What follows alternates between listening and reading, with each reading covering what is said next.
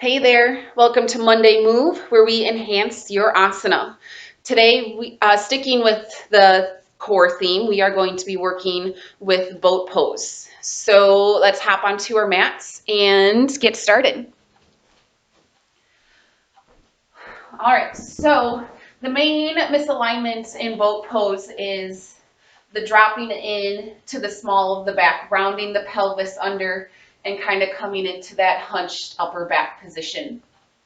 For boat pose, we are kind of we're in a V shape on our pelvis. So what happens when we start to lift our legs, straighten and lift our legs to stay balanced, this is what kind of happens, right? So either you really need to have a nice strong core to keep the chest lifted and the legs straight, or you just have to bend the knees and modify until you build that strength up to keep the long spine, broad chest, straight legs, which is a very difficult pose. And sometimes I myself find it hard to stay in the classic boat pose position. So I'm going to give you a few different variations. So starting in staff pose, legs straight out in front, tapping into our long spine first. So bring the small of your back forward slightly, and then broaden your collarbones. And now bending your knees, bringing your feet together, and hugging your inner thighs together. That'll help automatically start to fire your pelvic floor, your deep core muscles that you need to work this pose. From here, the hands are going to come behind the thighs, and you're going to slowly start to lean yourself back.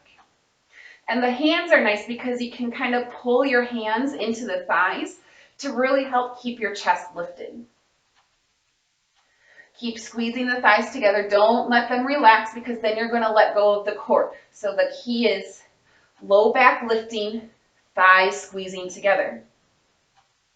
Maybe you can start to hover your feet up off the ground, bringing your shins parallel to the ground.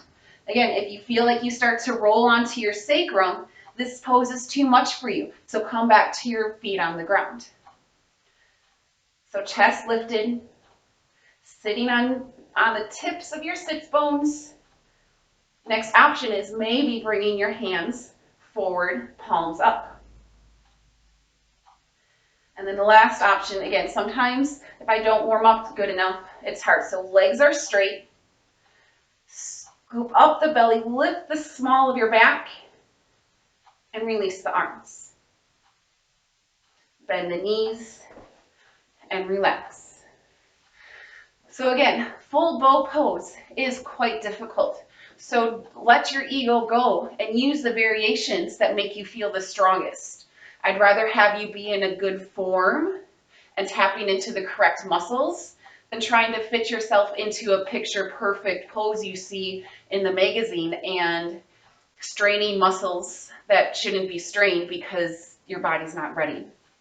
So one more time, just to reiterate, low back, lifting up into the small of your belly, but the belly pulling back into your lower back.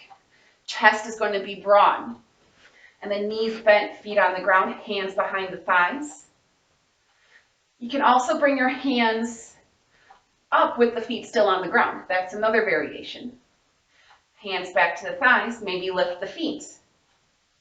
Then maybe both, lifting the feet and releasing the hands. Lastly, working towards straight legs. Again, I'm shaking here, but shaking is good. And then cross your ankles. Oh, and take a breather. So that is our boat pose.